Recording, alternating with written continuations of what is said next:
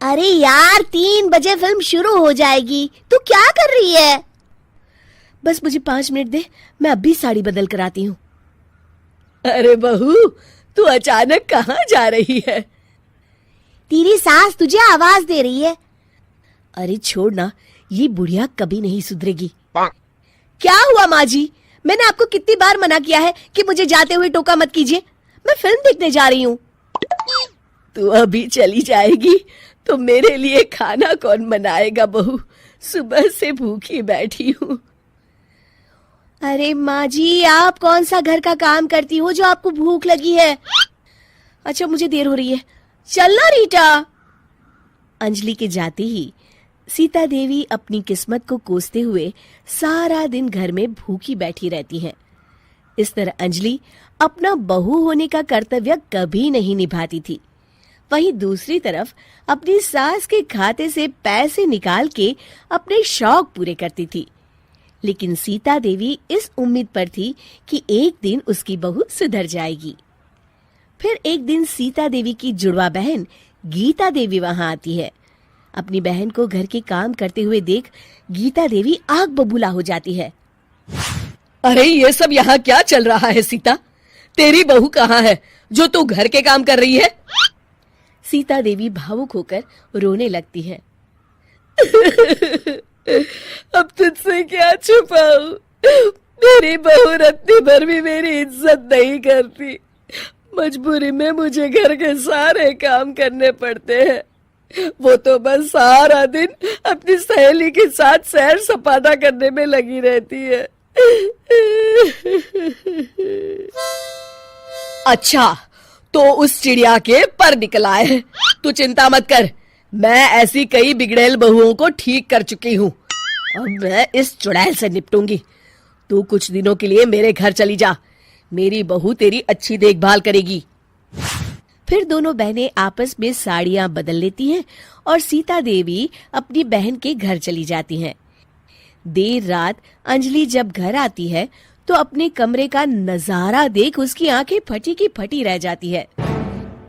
हे राम, मेरे कमरे का एसी कहाँ चला गया? और मेरा 56 इंच का एलईडी टीवी कौन ले गया? अंजलि तैस के साथ अपनी सास के कमरे में जाती है। तभी वो देखती है कि उसके कमरे का एसी और टीवी उसकी सास के कमरे में लगा है और गीता देवी आराम से एसी की हवा खाते हुए सास बहू सीरियल का मजा ले रही है। अच्छा, तो ये सब इस बुढ़िया की कारस्तानी है। अभी इसे बताती हूँ। ये सब क्या है माँ जी? आपकी हिम्मत कैसे हुई मेरे सामान को हाथ लगाने की? क्यों बहू, ये सारा सामान तूने तेरे पिताजी के पैसों से खरीदा है क्या? हैं? लगता है तू भूल गई कि ये सारा सामान मेरे पैसों से आया है, इसलिए मैं अपनी सारी चीजें अपने कमरे में उठा लाई। तुझे कोई एतराज है? चल जा यहाँ से, सीरियल का मजा किरकिरा मत कर। गीता की बातों का कोई जवाब नहीं बनता देख अंजलि अपने दांत पीस कर रह जाती है। अगले दिन रीटा और अंजलि शॉपिंग पे जाने की तैयारी करती हैं। अंजलि जैसे ही अपनी स्कूटी पर बैठती है तभी गीता देवी स्कूटी की चाबी निकाल लेती हैं। अरे, ये स्कूटी कहाँ लिए जा रही है? ये भी मेरी कमाई की है। माँ जी, ये तो आप हाथ कर रही हैं। मैं बाहर पैदल जाऊंगी क्या? हाँ, पैदल जा। वैसे भी तुझे घूमने का शौक है, मुझे नहीं। देखिए माँ जी, इस तरह मेरी सहेली के सामने मेरी बेइज्जती करके आप ठीक नहीं कर रही हैं। आप मुझे अच्छी तरह जानती हैं, बाद में आपको पछताना पड़ेगा। अच्छा, तो तू नहीं सुधरने वाली, मेरे ही घर में मुझे ही धमकी दे रही है। तेरी याददाश्त के लिए बता दूं कि ये मकान मेरे नाम पर है। अब तू देख, मैं आज ही अपने बिल्लू वकील को बुलाकर ये सारी जायदाद अनाथालय को दान कर देती हूँ, फिर तुझे एक ढेला भी नहीं मिलेगा। गीता की बातें सुनकर अंजलि के पैरों तले जमीन खिसक जाती है। अरे, अगर तेरी सास ने तुझे अपनी जायदाद से बेदखल कर दिया तब तो तू सड़क पर आ जाएगी। मैं तो कहती हूँ चुपचाप अपनी सास से माफी मांग ले अंजलि। हाँ, तो बिल्कुल सही कहती है।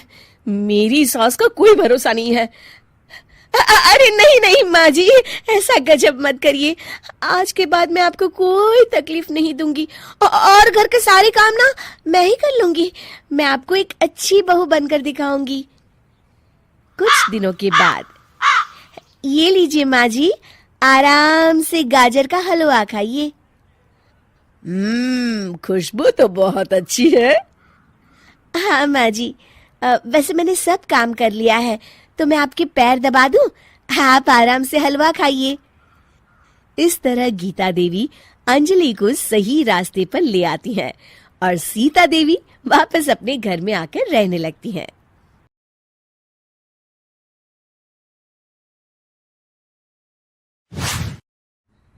अरे यार 3 बजे फिल्म शुरू हो जाएगी, तू क्या कर रही है? बस मुझे 5 मिनट दे, मैं अभी साड़ी बदल कर आती हूँ। अरे बहू, तू अचानक कहाँ जा रही है? तेरी सास तुझे आवाज दे रही है। अरे छोड़ ना, ये बुढ़िया कभी नहीं सुधरेगी। क्या हुआ माँ जी? मैंने आपको कितनी बार मना किया है कि मुझे जाते हुए टोका मत कीजिए। मैं फिल्म देखने जा रही हूँ। तू अभी चली जाएगी तो मेरे लिए खाना कौन बनाएगा बहू? सुबह से भूखी बैठी हूँ। अरे माँ जी, आप कौन सा घर का काम करती हो जो आपको भूख लगी है? अच्छा, मुझे देर हो रही है, चलना रीटा। अंजलि के जाते ही सीता देवी अपनी किस्मत को कोसते हुए सारा दिन घर में भूखी बैठी रहती है। इस तरह अंजलि अपना बहू होने का कर्तव्य कभी नहीं निभाती थी। वहीं दूसरी तरफ अपनी सास के खाते से पैसे निकाल के अपने शौक पूरे करती थी। लेकिन सीता देवी इस उम्मीद पर थी कि एक दिन उसकी बहू सुधर जाएगी। फिर एक दिन सीता देवी की जुड़वा बहन गीता देवी वहां आती है। अपनी बहन को घर के काम करते हुए देख गीता देवी आग बबूला हो जाती है। अरे ये सब यहाँ क्या चल रहा है सीता? तेरी बहू कहाँ है जो तू घर के काम कर रही है? सीता देवी भावुक होकर रोने लगती है। अब तुझसे क्या छुपाऊं? मेरी बहू रत्ती भर भी मेरी इज्जत नहीं करती। मजबूरी में मुझे घर के सारे काम करने पड़ते हैं। वो तो बस सारा दिन अपनी सहेली के साथ सैर सपाटा करने में लगी रहती है। अच्छा, तो उस चिड़िया के पर निकल आए। तू चिंता मत कर, मैं ऐसी कई बिगड़ैल बहुओं को ठीक कर चुकी हूँ। अब मैं इस चुड़ैल से निपटूंगी। तू कुछ दिनों के लिए मेरे घर चली जा, मेरी बहू तेरी अच्छी देखभाल करेगी। फिर दोनों बहनें आपस में साड़ियां बदल लेती हैं और सीता देवी अपनी बहन के घर चली जाती हैं। देर रात अंजलि जब घर आती है तो अपने कमरे का नजारा देख उसकी आंखें फटी की फटी रह जाती है। हे राम, मेरे कमरे का एसी कहाँ चला गया? और मेरा 56 इंच का एलईडी टीवी कौन ले गया? अंजलि तहस के साथ अपने सास के कमरे में जाती है। तभी वो देखती है कि उसके कमरे का एसी और टीवी उसकी सास के कमरे में लगा है और गीता देवी आराम से एसी की हवा खाते हुए सास बहू सीरियल का मजा ले रही हैं। अच्छा, तो ये सब इस बुढ़िया की कारस्तानी है। अभी इसे बताती हूँ। ये सब क्या है माँ जी? आपकी हिम्मत कैसे हुई मेरे सामान को हाथ लगाने की? क्यों बहू, ये सारा सामान तूने तेरे पिताजी के पैसों से खरीदा है क्या? हैं? लगता है तू भूल गई कि ये सारा सामान मेरे पैसों से आया है, इसलिए मैं अपनी सारी चीजें अपने कमरे में उठा लाई। तुझे कोई एतराज है? चल जा यहाँ से, सीरियल का मजा किरकिरा मत कर। गीता की बातों का कोई जवाब नहीं बनता देख अंजलि अपने दांत पीस कर रह जाती है।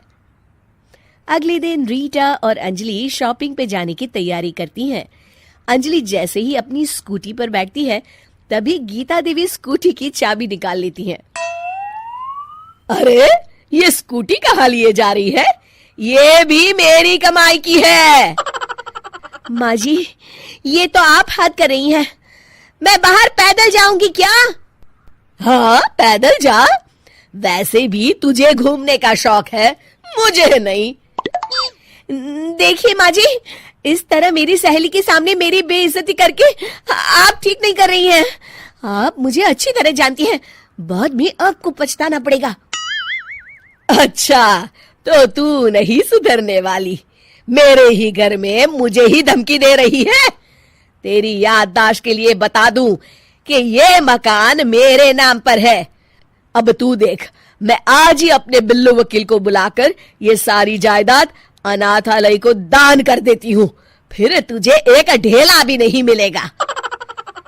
गीता की बातें सुनकर अंजलि के पैरों तले जमीन खिसक जाती है। अरे अगर तेरी सास ने तुझे अपनी जायदाद से बेदखल कर दिया तब तो तू सड़क पर आ जाएगी। मैं तो कहती हूँ चुपचाप अपनी सास से माफी मांग ले अंजलि। हाँ, तू बिल्कुल सही कहती है, मेरी सास का कोई भरोसा नहीं है। अरे नहीं नहीं माँ जी, ऐसा गजब मत करिए। आज के बाद मैं आपको कोई तकलीफ नहीं दूंगी और घर के सारे काम ना मैं ही कर लूंगी।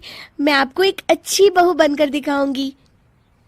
कुछ दिनों के बाद, ये लीजिए माँ जी, आराम से गाजर का हलवा खाइए। खुशबू तो बहुत अच्छी है।